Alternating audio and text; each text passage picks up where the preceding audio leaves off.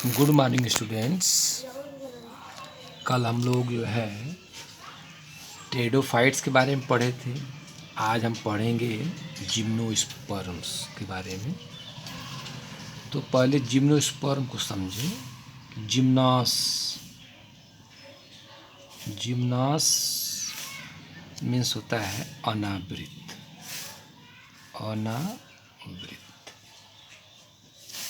और sperm means होता है बीज, यानी ऐसा बीज जिस पे कोई कवरिंग न हो। और जिम्नोस्पर्म वे पौधे हैं जिनमें बीजांड किसी अंडाशय भित्ति से ढका नहीं होता है।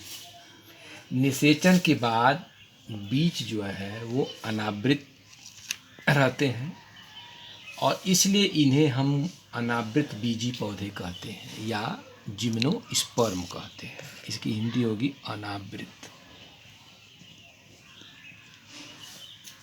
अनावृत पौधे। तो इसलिए इन्हें हम अनावृत बीजी पौधे कहते हैं। जिम्नोस्पर्म लघु बीजाणु और गुरु बीजाणु उत्पन्न करते हैं, जो लघु बीजाणुधानी और गुरु बीजाणुधानी में बनते हैं। तो ये आपका जिम्नोस्पर्म के बारे में जो है बेसिक चीज़ें थी। अब हम इसको क्रम वाइज पढ़ेंगे कि इनका जो है लक्षण किन आधार पे कैरेक्टर्स हैं इनका, यानी किन किन बेस पे हम जानेंगे ये पौधा जो है जिम्नोस्पर्म का है। तो पहला इसका कैरेक्टर लेते हैं कि ये सामान्यतः नग्न बीजी पौधे कहलाते हैं। ये जो है सामान्यतः नग्न बीजी पौधा कहलाते हैं।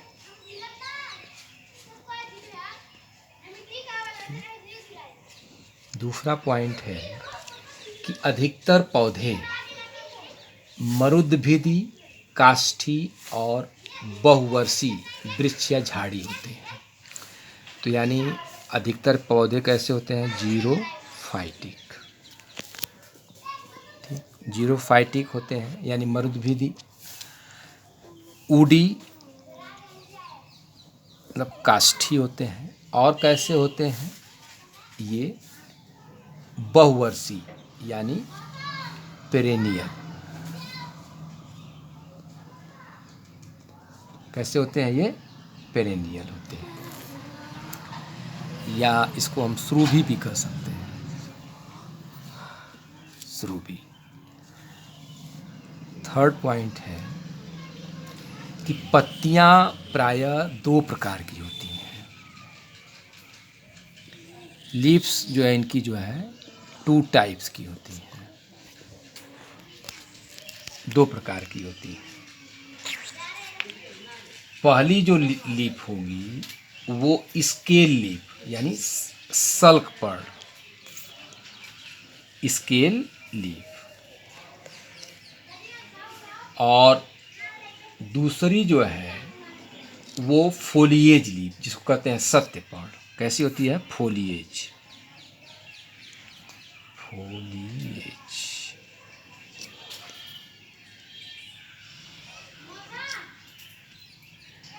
और स्टोमेटा कहाँ होते हैं इनके? पत्ती के निचली सतह पर और गड्ढों में धंसे रहते हैं। तो स्टोमेटा कहाँ होते हैं? लोअर सरफेस पे। स्टोमेटा कहाँ पाए जाएंगे? लोअर सरफेस पे। लिप्स आपकी जो है 2 टाइप्स की हैं, एक स्केल लिप है, दूसरी आपकी फोलिएज लिप है। अब आपका 4 पॉइंट है, स्टोमेटा कहाँ होंगे? गर्तों में धंसे हुए होंगे। और इसमें जो है तने में संवहन पूल, संयुक्त स्टेम में यानी तने में संवहन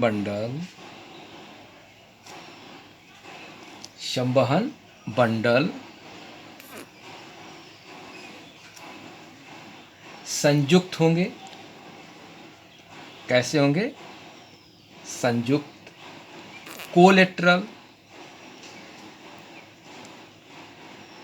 कोलेट्रल और कैसे होंगे? ओपन। क्या होंगे? ओपन होंगे। नेक्स्ट पॉइंट है कि जाइलम में वेसल्स का और फ्लोएम में कंपेनियन सेल का अभाव होगा। जैसे टेरिडोफाइट्स में था कि जाइलम में वेसल्स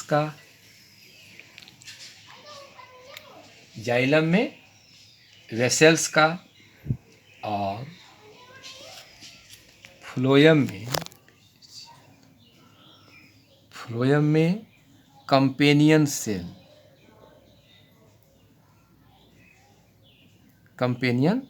यानी सहायक कोशिकाओं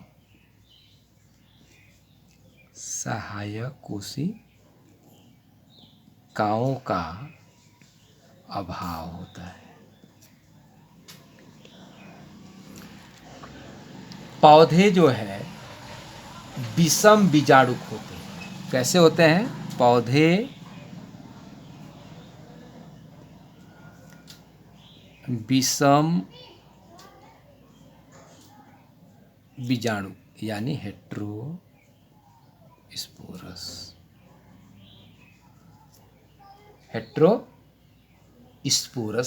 होते हैं।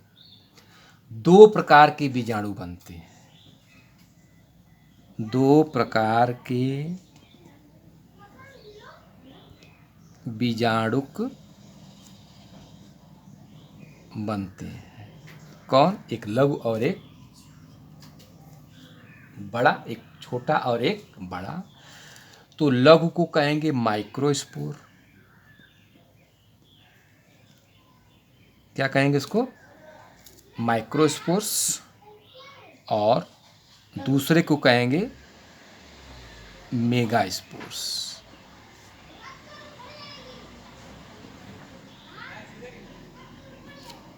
दूसरे को कहेंगे मेगास्पोर्स। फर्स्ट आपका ये हो गया, दूसरा आपका ये हो गया। अब आपका जो फ्लावर होगा उसको हम क्या कहेंगे? कोन कहेंगे। पुष्प को क्या कहते हैं? कोन कहलाते हैं। शंकु CONES क्या कहलाते हैं? फ्लावर कोन्स कहलाते हैं। प्रायः नर और मादा अलग अलग होते हैं। नर और मादा अलग अलग होते हैं। कैसे होते हैं? अलग अलग होते हैं। पौधे जो है मोनोसियस होते हैं यानी एक लिंगाश्रयी। पौधे मोनोसियस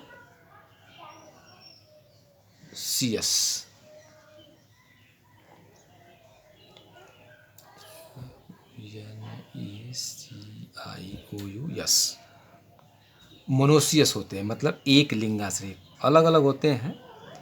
इसको हिंदी में भी लिख लीजिए, एक लिंगाश्रयी। कैसे होते हैं? एक लिंगाश्रयी होते हैं। नर शंकु का निर्माण लघु बीजाणु पर्णों से होता है। मेल कोन का निर्माण किससे होता है? माइक्रोस्पोरोफिल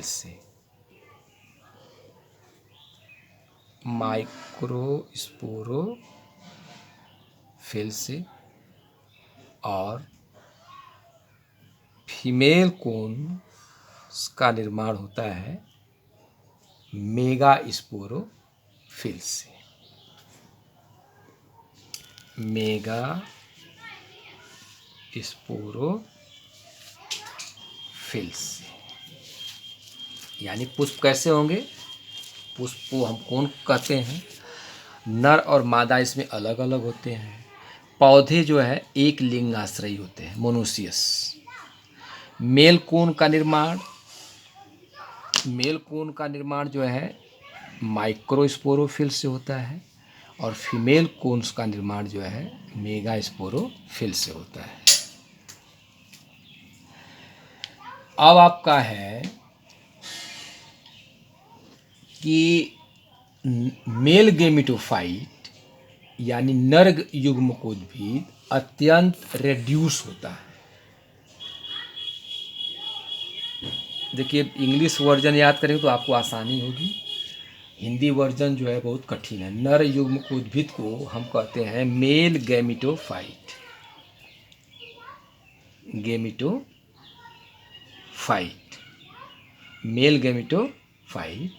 मेल गेमिटोफाइट का मतलब है नर युग्मकोद्भिद अत्यंत रेड्यूस होता है।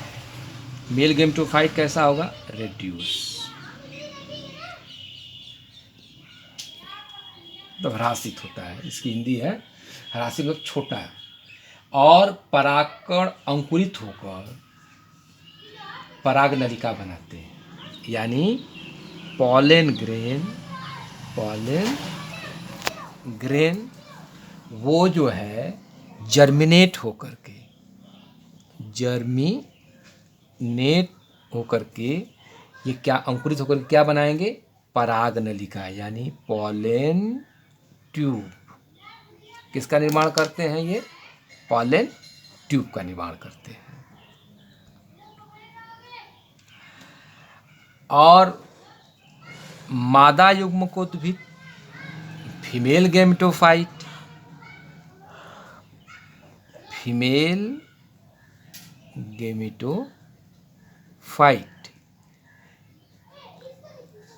गेमिटोफाइट जो है वो मेगा स्पोर से बनता है।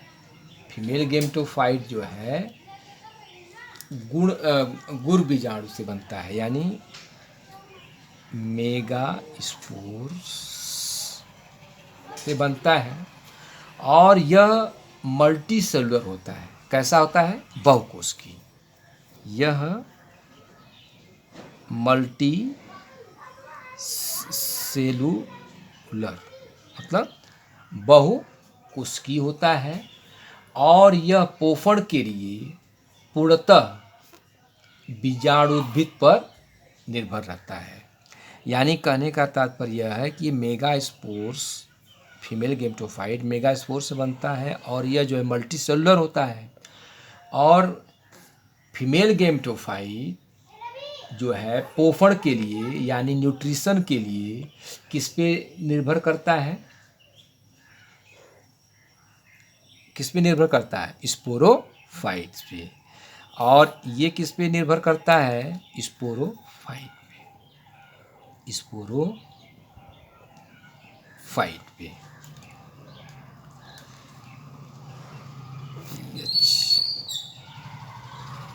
नेक्स्ट पॉइंट है भ्रूणपोष, यानी जो इसके अंतर्गत इंडोस्पर्म बनता है वो क्या होता है? भ्रूणपोष इंडोस्पर्म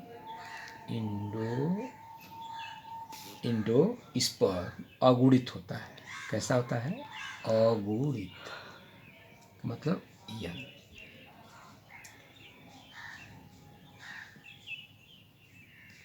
और यह निषेचन से पहले बनता है। यह जो है निषेचन से पहले बनता है। अब आपका नेक्स्ट पॉइंट है कि इस पौधे में, मतलब जिम्नोस्पर्म का जो पौधा होता है उसके अंदर जो है वायु परागण होता है। तो इन पौधों में सामान्यतः वायु परागण होता है। इसको आप कह सकते हैं विंड पॉलिनेशन। और आपका लास्ट पॉइंट है कि इनमें जो है बहुभ्रूणता पाई जाती है, यानी जो जिम्नोस्पर्म के अंदर जो है पॉली इम्ब्रियानी पाई जाती है, पॉली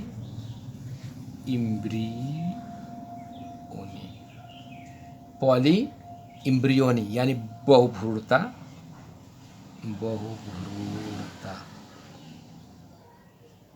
मतलब बहुत ज़्यादा भ्रूण का निर्माण होता है, इसमें पाई जाती है।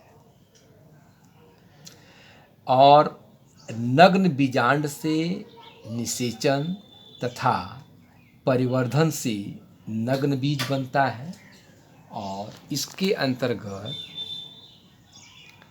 फल का निर्माण नहीं होता। फ्रूट का निर्माण नहीं होता है। उदाहरण में आप पाइनस, साइकस